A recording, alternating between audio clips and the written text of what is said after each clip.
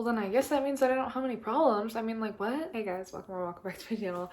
Tonight I am doing another episode of Let's Chat. I am doing an episode today on being the non-problem child. So let me, of course, give you some context. So growing up, I have one sibling, and she has always been the difficult child, if you will. I've always been kind of a rule follower, and if I don't follow the rules, then I just cover it up, and like no one ever knows that I did something I wasn't supposed to. So like I was more sneaky because yeah. Anyway, because I didn't want to get in trouble. I had a very big fear of like disappointing my parents, and my sister was just very upfront about it. So anyway, she was the problem child, so she was just very upfront about being in trouble and stuff. And because it just happened so frequently that it was like, it was normal, you know? And then, of course, she has been in sped classes for her whole life. So I get it because my parents have always had to help her a little bit more than me, obviously, because I feel like I felt like I just had to mature a lot faster because I don't know, because I was always the one that was seen as like her third parent. For example, I hated when teachers did this. Like if you're a teacher and you do this, sorry, but you suck. I took some classes with her, like electives, and anytime that she would act out or do anything wrong, or she would need a partner for like a lab or something, and I wanted to work with my friend, I would have to work with my sister. Now, don't get me wrong, I love my sister, but she is so difficult, especially when I have to work with her. Very difficult, because she has a way of doing things, and so do I, and so we're both very stubborn. But it was just, here, I'll give you guys an example. So about 2 years ago, I took a culinary class over the summer for extra credit. Like, I didn't even need to take it. I graduated with way more credits than I needed. Woo! But anyway, so me and her both took the same class because my mom thought it would be fun if we took the same class together, which it was. But the teacher, every time that there was an issue with anybody, even if I had nothing to do with it, it was always, Abby, can you take care of your sister? She's older than me, first of all. Second of all, she's not 5. Like, what? So that expectation, when you're literally the teacher, you're supposed to figure it out. Why are you putting it on me just because I'm her blood relative? Like, what are you doing? Hello? You're the teacher. You're literally paid to be here. I am not. I don't even need to be here. I don't need the extra credit. Like, anyway, and then what I mean by being the non-problem child is I was the kid that my parents never had to worry about. And I have been told that literally my entire life. Since I was a little kid, I have been told, Abby, you're so good. Abby, you're the non-problem child. Abby, you're so amazing. Thank you. But like, I do have problems. I've struggled so much over the years. It's crazy. So because I was seen as the non-problem child and that's what everyone would call me, I would constantly strive to be the non-problem child so that no one ever did think anything was wrong with me. So basically, like, people would call me something that I knew I wasn't, but because they would call me that, I ended up developing into that. And I also was like, okay, well, now they have this expectation of me that I am perfect and that I have no problems whatsoever. Which is so unhealthy, by the way, to have an expectation when you're literally 11 years old to be perfect. I mean, like, obviously my parents didn't expect me to be like perfect, but like I had to get good grades. I had to never get in trouble, never fight with anybody, never cause any problems. Like, I was literally the good kid. Like, I am a saint in comparison for all that I do. Anyway, and then it just kind of, it made me feel like, do my problems not matter? Like, what? Hey guys, Abby from the future. I am sick, but I'm editing right now, so I thought that I should put this in. And it was that having that expectation or hearing that put into my head from literally all of my relatives as a young child made me develop into that, because I was like, oh, this is how I'm seen, so I should keep that expectation up. And it has made me struggle so hard over the years because I felt like I had to keep so much stuff in and work on so much stuff alone because I was supposed to be perfect. And that's another thing, my parents didn't like sit here and tell me you have to be perfect. It was kind of just because I had heard that so much that it made me feel like I had to be. Anyway, but And then it has really made things a little bit foggy over the years where I'm just like, where do I set a boundary with people? Through my whole life, not even like just my parents, but just other people. Like, where do I set the boundary of, I need you to not expect all of that of me? Obviously, because I was seen as the non-problem child, the effects are large. I have an immense fear of disappointment, or disappointing people that I care about. I mean, so basically just developing into nothing, failing, making them whatsoever disappointed in me in any way, not being what they want to be, along with being literally everything for everybody all the time, which I think has also developed people pleasing in me, because I like strive for everybody to like me, and well, I did. I don't really anymore. I don't really struggle with that as much. But I used to struggle so much with people pleasing, and I wanted everyone to like me, and I needed everybody to not have a problem with me, and I needed everybody to see me as perfect, and like it just got so draining. I have done so much for people to see me as perfect when no one has, and no one probably ever will. So obviously I've began to accept it. Obviously it still sucks, like seeing myself as not where I could be. And that's the thing, is that I'm doing so well. I have so many things that I'm doing that are really great. And I think I've become a really good person, and I've been doing a lot to become even better. But it's really hard because I had that expectation developed in my brain since I was literally 10 years old.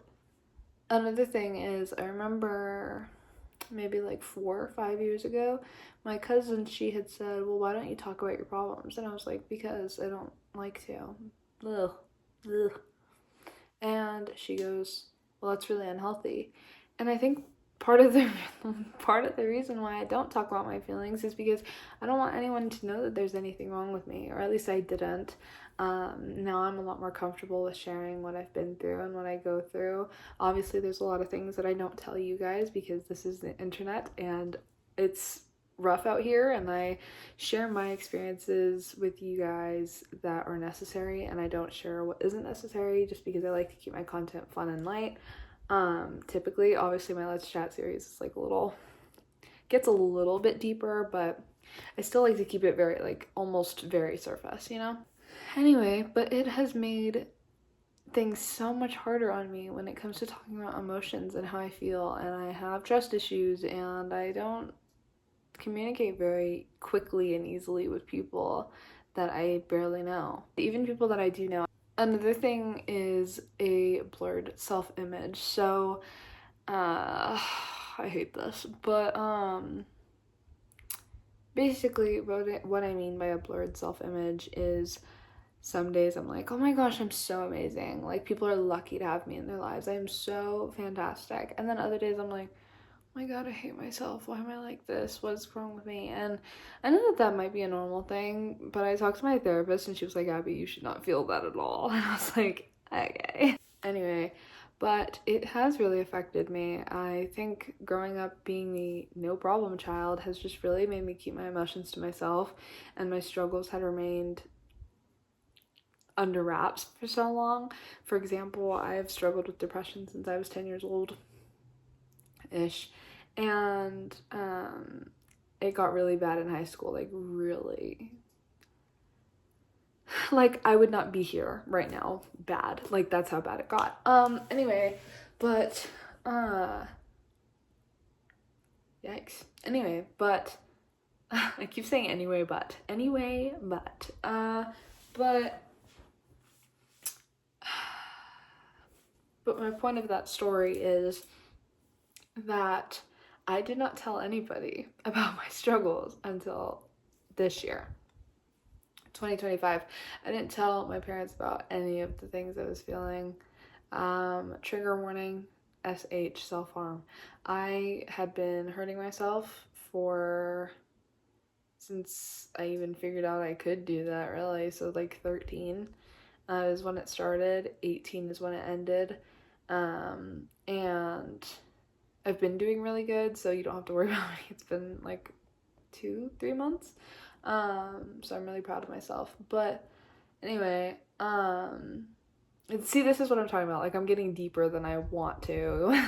But it's important because I feel like you guys can relate, and that's why I do what I do anyway. So, anyway, uh, but I didn't tell my mom until this past year, and I didn't talk to a doctor about it until this past year as well. And I actually got prescribed some stuff, and I've been doing a lot better, but it's just like it took me so long to reach out because I was supposed to be the non-problem child. I was supposed to keep my stuff under wraps, and then I realized that's not healthy. Even if that is how I grew up, like, it's still not good for me, you know? Anyway, something I want to clarify real quick. I love my parents. I don't think that they really meant to. It's just really hard when you have a sibling that is special ed, special needs, and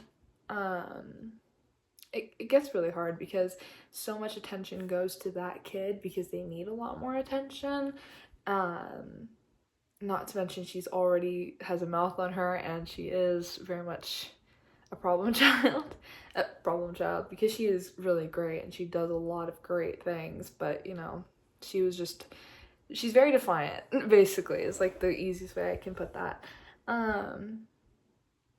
But they always had to worry about her, and they never really had to worry about me and I made sure that they didn't have to worry about me, because if they already had to worry about one kid, I didn't want them to have to worry about another, and that almost killed me. Not feeling able to discuss how I was feeling almost killed me, genuinely, because the people that I was supposed to tell, that I should have felt most comfortable telling, I didn't. I suffered in silence, and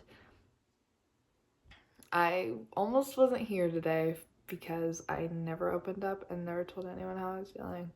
So it's just given me, I think, like, it's given me a few good things and a few bad. Like, it's given me like a huge sense of independence. I've been able to be very independent and very good on my own, but there's a lot more negative effects than good ones. I have just so many things that pertain to that, like not being able to communicate my emotions as easily, and you know, just really a bunch of other struggles. But and that's why sometimes it takes me a while to even open up to people that I should trust about things like that. But anyway, and then yeah, it's hard, and I still kind of feel that way sometimes because, like, while they're trying to help her get her life started, my life has been started for months. So it's like, I don't know, it's just really, it sucks because it's like I want them to talk to me the way that they talk to her sometimes, but then I'm also like, I've been so comfortable and good on my own like this. I say good on my own, obviously, like, they've done so much for me, and I would not be here, be able to do anything that I do without them. I adore them with my whole heart. But anyway, like, I'm just saying, like, I feel like, what's her name? Iris? I forget her name. Ivria? Oh, I don't remember. But from the book and movie Wonder, the sister and the brother. So the brother has had a bunch of surgeries, so his face has a few deformities. I forgot the word, sorry. And so he gets bullied, and he's had a really hard time in school and life in general. And so they put a lot of time into him, and basically she just feels left out. I literally grew that was my experience, literally, pretty much. Well, obviously, like, a few different things, obviously, but you know what I mean. Not to mention the comment every time of, "You're so mature. Are you sure you're not the older sister?" I've been told that literally my whole life. Listen, I always felt like I had to mature to be what everybody expected me to be. And it sucks, and it's so draining, and now I'm at a much better spot where I'm just like, okay, I don't even care anymore. Like obviously I care about so many things, but like I don't even care if people think I'm perfect or not perfect. Like, your opinion doesn't matter to me anymore. Obviously I still strive to be the greatest I can be. And luckily a few things, like a few of the like really good things have stuck around, but you know, every day is different.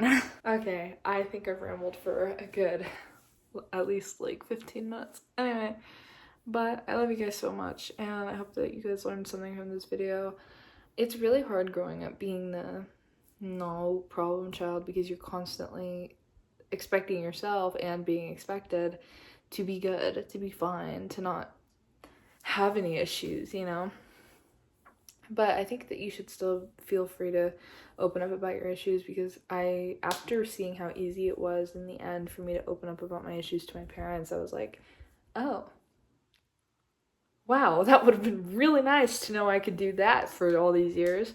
Anyway, but if you're like me and you're the non-problem child, but you still have something that you're going through, bring it up or find yourself some help if they don't care. I don't know. But, I don't know if I got like a bug bite or something right here under my arm, but whatever. Anyway, but yeah, I hope that you guys learned something from this video. I know that this video is like, I sound so tired. You guys probably think I sound like I'm like mumbling, drumbling, and I'm sorry. But I love you guys so much, and I hope that you guys have a great night, great evening, great morning, whatever. And yeah, I just hope that you guys took something from this video. It's really hard being seen like that, but you will get through it, and it has taught me, it's given me a lot of good traits, but it's also given me a lot of bad traits, and luckily I've been able to work through them, and just opening up to my parents and everything has really made things a lot better. But then again, I don't live everyone else's situation, so I don't know how your parents would react, and I don't know what they would say, and I don't know what they would even do. So you can open up to them and see what they say, because I was even shocked that it was that simple all along. So I would suggest opening up to them and then seeing how they respond. And if they don't respond how you're hoping, then you need to put yourself first and set boundaries to where you can deal and heal and get to where you need to be. Anyways, I love you guys so, so much, and I hope you guys have a great night, great evening, great morning, whatever, and I'll see y'all next time, okay? Bye!